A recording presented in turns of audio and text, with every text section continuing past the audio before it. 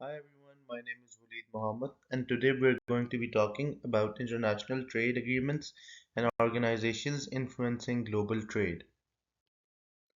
So, today's agenda is going to be concerning European Union, and we're going to discuss about the member states, historical development, stated objectives, strengths, weaknesses, conclusion.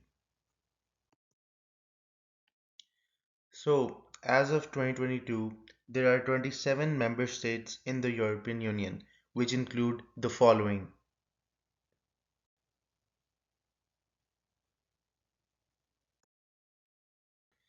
So now the question is, how has European Union developed over the years? So basically it emerged after the World War II as a project for peace and economic cooperation because of all the damage caused in World War II. In 1950, with the Schuman Declaration, there was a proposition of coal and steel community. This initiative aimed to integrate the economies of European nations to make future wars between them unthinkable. After that, in 1957, the Treaty of Rome was established, which brought in the European Economic Community and the European Atomic Energy Community. Over the decades, the EU has expanded and has created a single market, introducing a common currency, the euro. And this has also made the euro a very strong and valuable currency in the world market today. In 1992, the Maastricht Treaty was formally establishing the EU with some subsequent enlargements, such as the accession of 10 Eastern Europe countries in 2004. And over time, the EU has become one of the most powerful free trade and trade agreements in the world.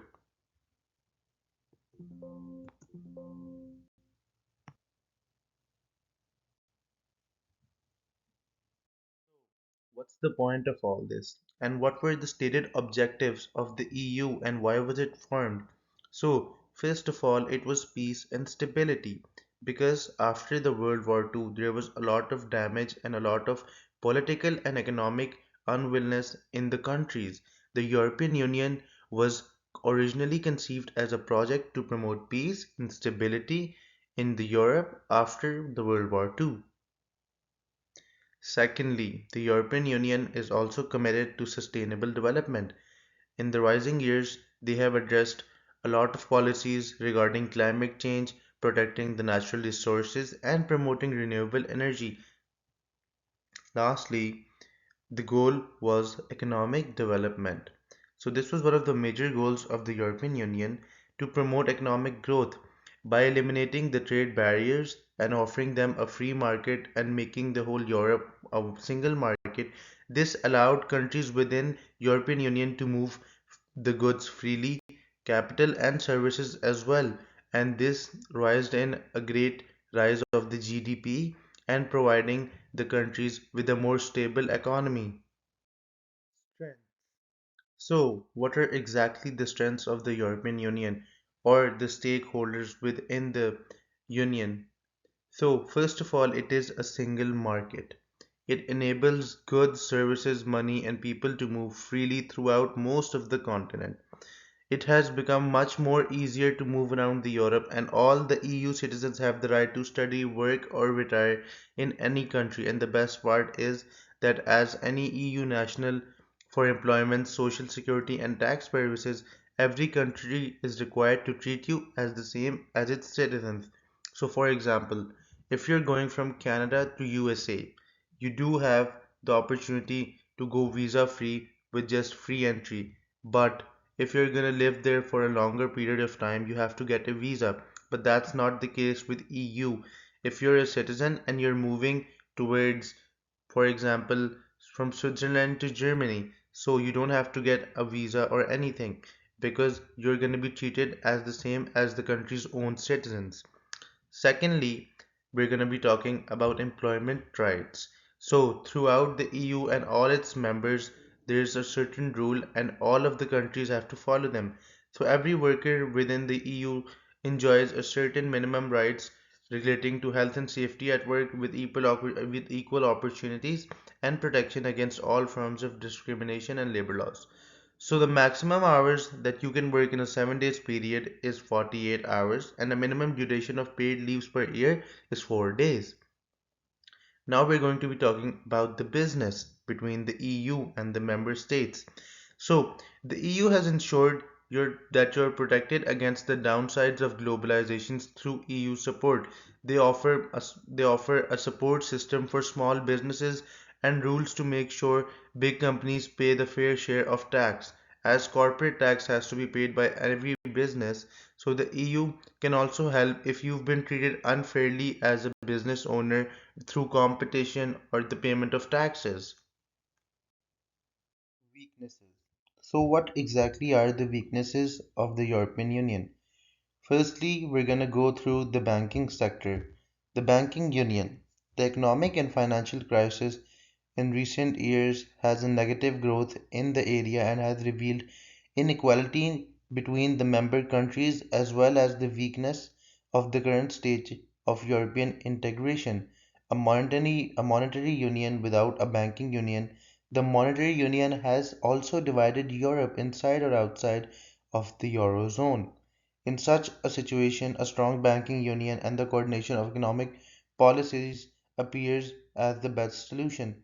So, what does this exactly mean? The banking union is a union made throughout the banks in the EU to look after the state money and import export and all of the transactions throughout the market economy. And in the recent years, there has been a negative growth in the area, and all of this also creates an inequality between the member countries. Secondly, political integration. The Union's current degree of political integration is relatively low, giving rise to enormous contradictions. On the one hand, the Union has fewer and fewer powers in the processes for electing the national governments, where citizens do participate directly. On the other, the decisions taken at the European level, which increasingly affect the daily lives of the citizens, are resolved through negotiations among a large number of national governments that lack transparency, processes that are almost far removed from the ordinary citizen. So, what does this mean? That there are elections held in the countries that are in EU, but every citizen also gives a vote. But when it comes to decide who is going to be the next political leader or the president of the country, there is a big party of the European level states and they all come together and decide. And this is far removed from the ordinary citizen's reach. Lastly, the foreign policy. Social tensions and nationalist attitudes are on the rise in some member countries, which makes it difficult to pay the necessary attention to the nations applying to become members of the Union. Outside its borders, geopolitics is also posing different challenges. Handling the tensions between border areas like Russia or the instability in the Middle East and North Africa, which is increasing the migratory pressure and the number of refugees. The social policies needed for these scenarios have revealed the third weakness of today's Europe, the lack of a true European foreign policy. So, this means that because the European Union consists of 27 countries and they have to look after all of them, and because of certain problems in certain countries, it is making it difficult for them to control the biggest treaty in the world. And because of so long distances, there 27 countries are in the European Union. It is very difficult to take care of all the problems and move forward. That's why now they are demanding for a new European foreign policy. Lastly, do the strengths outweigh the weaknesses of the European Union?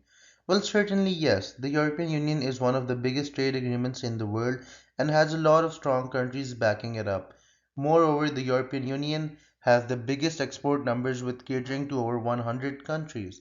The European Union has achieved significant successes in promoting peace, prosperity, and cooperation among its member states, but it also faces ongoing challenges and criticisms that require careful consideration and reform efforts.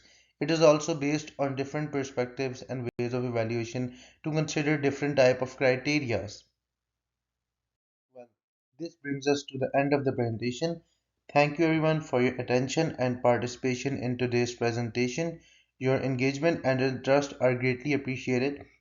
If you want to know more about the topic, the same presentation will be uploaded to YouTube and you guys can visit the video through the given link below. Thank you.